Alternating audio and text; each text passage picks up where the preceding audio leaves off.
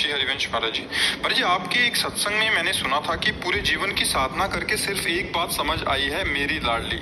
महाराज जी, मेरी लाडली की ठसक हृदय में कैसे आए? पूरा जीवन लाडली को दे तो ठसक आ जाएगी।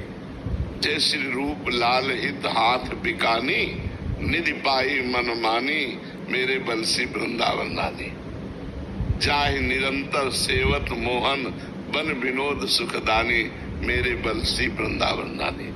जिनकी चरण कृपा ते पाई, कुंज के निरस्तानी, कब जैसे रूप लाल हित हाथ बिकानी। बिक गए प्रभु के लिए, बिक गए प्रियालाल के लिए। राधा राधा राधा। दुख है या सुख है, गरीबी है या अमीरी है, अकेले है या बहुत है, हमें किसी से केवल मेरी लाडली। जैसे मीरा जी कहते, मेरे तो गिरधर गोपाल, दूसरों न कोई, तभी प्रेम रंग छाता है।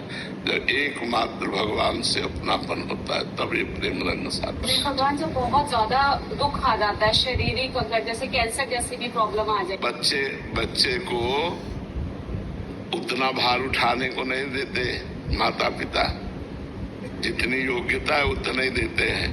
ऐसे ही हमको भगवान उतना दुख देते जितना हम सह सके, इसके आगे दुख नहीं देते।